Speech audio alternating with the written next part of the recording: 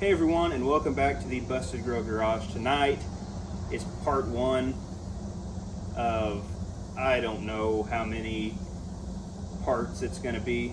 Now it's all going to be contained to one long escapade. However, I have like an hour a night to work on this stuff.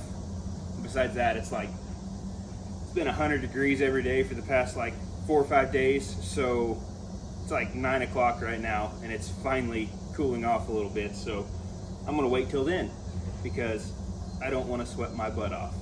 But anywhoos, this is gonna be a multiple night escapade to transform this truck from Charlie Brown to Charlie Brown, if you get what I'm saying.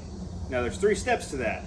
There is stance, and we all know I'm gonna steal a phrase out of the Aaron Kaufman phrase book.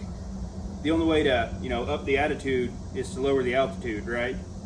Now I'm not talking, we're not gonna go to any great lengths. We're not putting a lowering kit underneath it, but we're gonna drop the back end of it just a little bit. And now the second of the three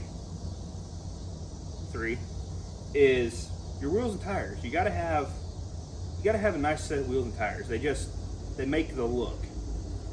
Wheels and tires can make all the difference in the world on a car. Like this Cutlass here, it needs Cutlass rallies. That's what it needs. This thing, well, I'm not gonna tell you just yet. You'll see here in just a little bit. But last thing to transform Charlie Brown into Charlie Brown, we gotta make this crappy paint look less like crappy paint. We gotta make crappy paint look like shiny paint. Now, first thing on this list, as I just said, is going to be you gotta drop the altitude up the attitude to, drop the altitude, raise the attitude. That's what it was. But I'm gonna get you guys in here. I'm gonna get you guys in and show you what we're doing back here.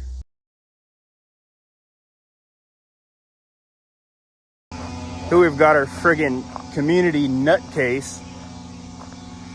Look up, like way up. Like, oh, there you see him. No, you're not gonna pay me enough to do that. It ain't gonna happen.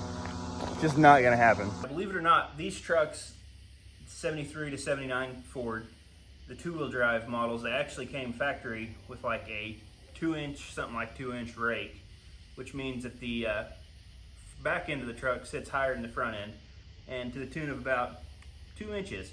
Now, this truck's got 4 different size tires on 4 different wheels, and you can't really tell a whole lot about it. We've got a 235 up front, and we got a 215 back here, so that pretty well takes care of the rake by itself.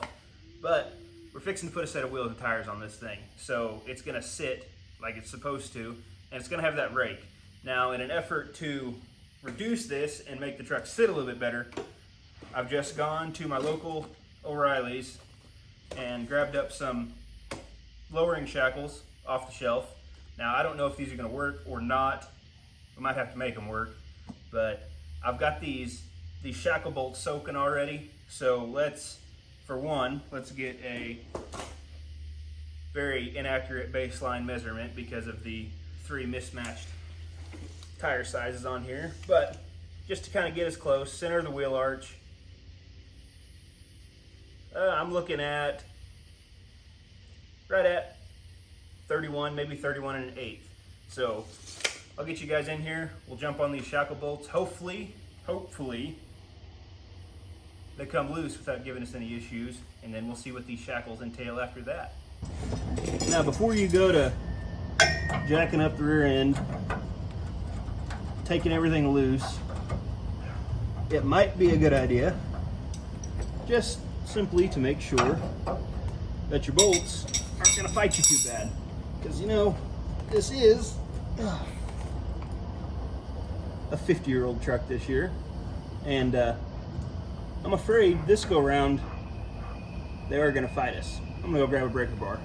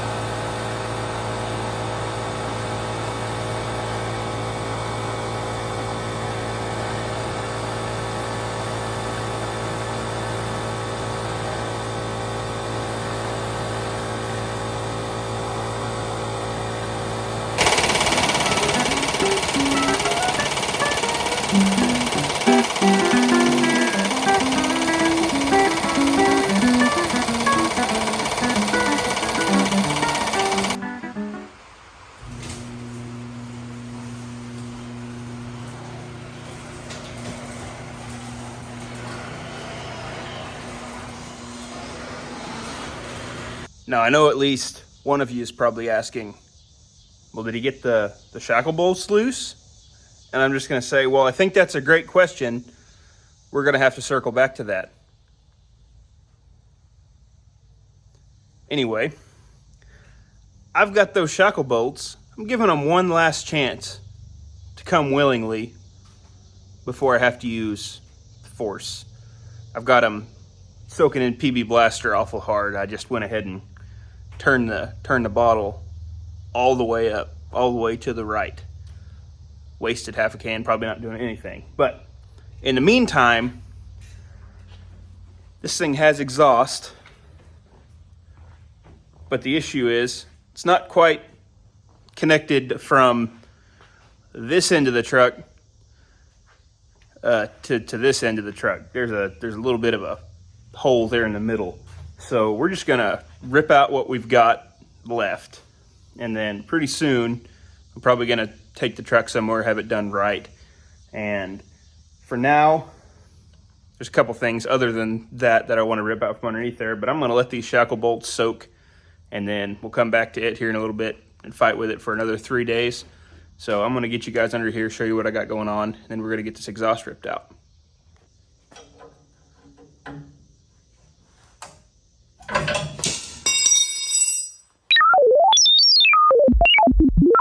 Right, so first things first here, I'm gonna get this old homemade whack job of a receiver hitch tore off here, which I'm sure prior to us loading this truck on a trailer with a tractor and hay forks, and well, I'm sure the receiver hitch was fine prior to that, but eventually I'd like to kind of use this truck as the truck that we pull trailers with when we need to. So I want to get, you know, an actual manufactured receiver hitch for it, and this definitely ain't it. So I'm going to get this busted off here right quick. Hopefully it doesn't fight us too bad. It looks like there's just a couple of bolts here. There's a little cross brace under here, and then it bolts to the bumper itself. So I'm going to get those popped off there. Hopefully it doesn't involve any more than that.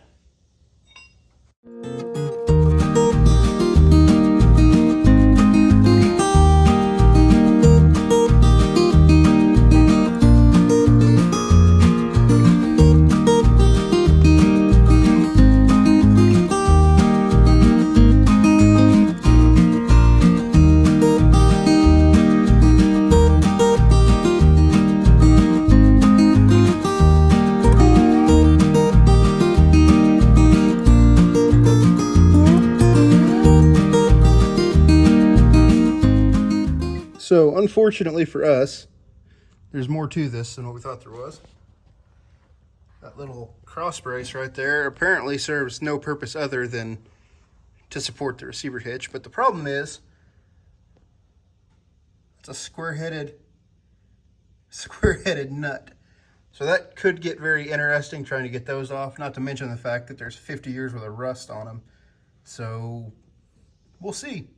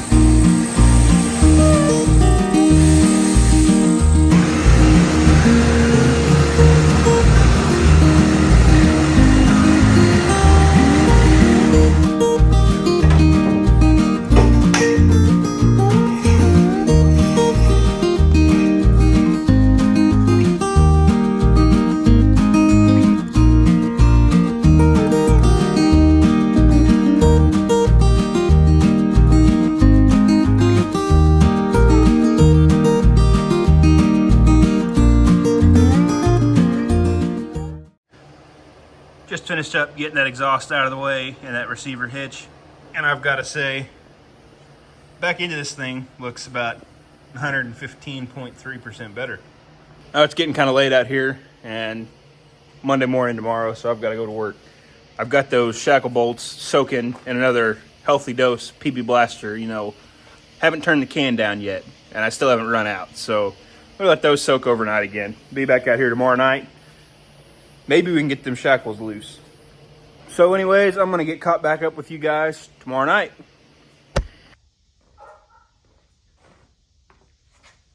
So I got to thinking last night, and the more I thought, which doesn't happen very often because it doesn't work when it happens, the more I thought, as rusted and as seized as that bolt is anyway, even if I can get it out, I probably don't want to reuse it. So that made a pretty tough decision as to what I wanted to do there. Pretty simple. So we have a solution.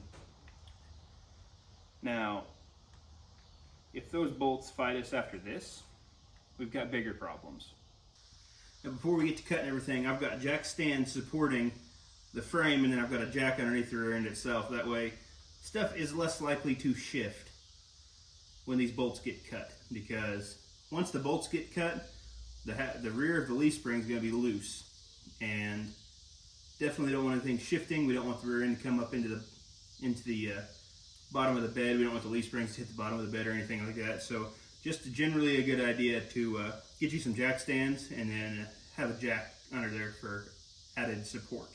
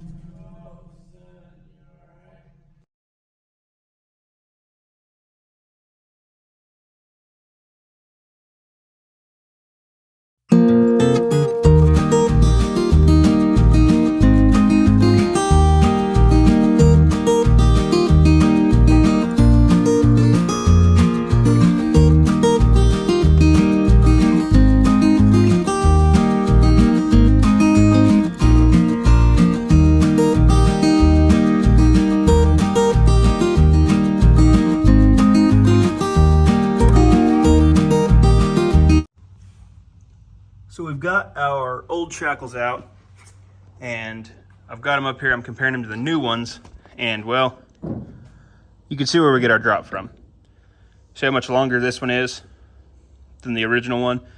What that essentially does is, if we bolt the leaf spring into one of these two holes, this is 1.5 inch drop, and this hole, this is 2 inch drop in this hole, it's going to bring the leaf spring closer to the bed floor, which is essentially brings the rear end closer to the bed floor, which when on the ground brings the back end of the truck down.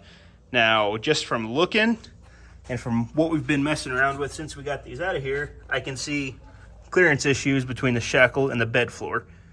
Now, I have two options there. I can either C-notch this little brace right here and just come in and do that number right there, or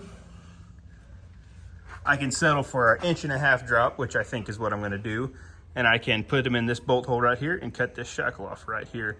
So I'm going to get this marked up. I believe that's what I'm going to do.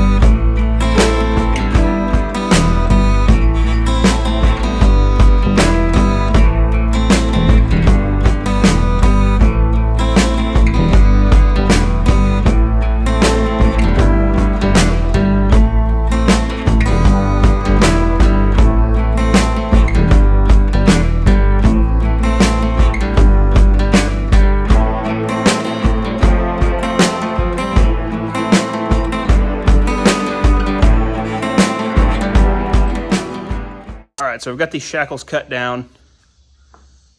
Not the prettiest ever, but once we throw some paint on it, they'll look just fine. Now, I've already got one side put back together. I'm gonna jump over to the other side, get you guys in there with me. We'll get this truck put back together tonight.